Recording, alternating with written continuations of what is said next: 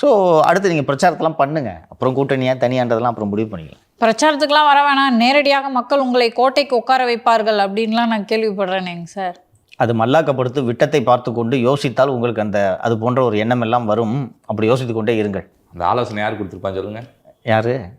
நம்ம விகடன் இல்லை, ஜான் அயோக்கியசாம் சொல்லாங்க மேம். ஆமாம், இல்லை, ஒரு மனுஷன் வந்திருக்காரு அரசியலுக்கு, இருக்கிற ஒரு பவள விழா கொண்டாடின ஒரு கட்சியை தொடச்சி போடுறதுக்கான எல்லா வாய்ப்புகளும் இருக்கும்போது தப்பாக வியூகங்களை வகுத்து கொடுத்தா கோமா வருது இல்லை சார்?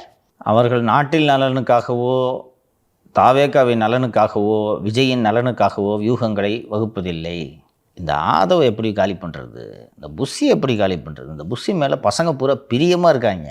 எனக்கு ஒரு செல்வாக்கம் இல்லை கட்சியில். கட்சியே இயக்கிறதுனா தான் கட்சிக்கு மூளையாக நான் இருக்கிறேன். ஆனால் எங்கே பார்த்தாலும் பசங்க புஷி இசின்றாங்க. புஷி எப்படி காலி பண்ணுறது? அதுவும் இந்த அருண்ராஜ் ஐஆர்எஸ் அதிகாரின்றதுனால இந்த ஆள் போக்கே ஒன்றும் சரியில்லை. விஜய் வேறு அடிக்கடி ஒரு அருண்ராஜ்கிட்ட டிஸ்கஷன்லாம் பண்ணுறாரு. அவனை காலி பண்ணணும். இந்த லிஸ்ட்டில் நிர்மலா நேராக சேர போகிறாரு நினைக்கிறேன். நிர்மல் அடுத்தது. நிர்மல் வேறு இருந்தாலும் கொஞ்சம் வேலை தெரியும் போல ஒரு ஐட்டிங்லாம் நடத்துகிறேன் அப்படின்னு சொல்லிட்டு இருக்காரு. இருந்தாலும் அந்த ஆளை காலி பண்ணணும்னு இதை மட்டுமே சிந்தித்து வியூகங்களை வகுத்தால் இப்படித்தான் போகும். இன்னையா வியூக வகுப்பாள நான் கேட்குறேன், அசிங்கமாக இல்லை?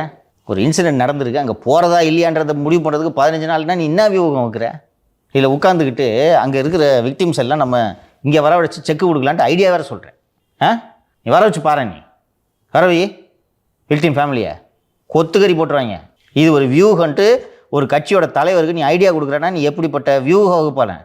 சார், இப்போ நீங்கள் சொன்னீங்க கலை தான் ஜானை விஜய்கிட்ட சேர்த்ததுன்னு. ஆனால் ஏற்கனவே பேசியிருக்கேன் சார், அருண் ஐஆர்எஸ் தான் விஜய்கிட்ட ஜானை உண்மை.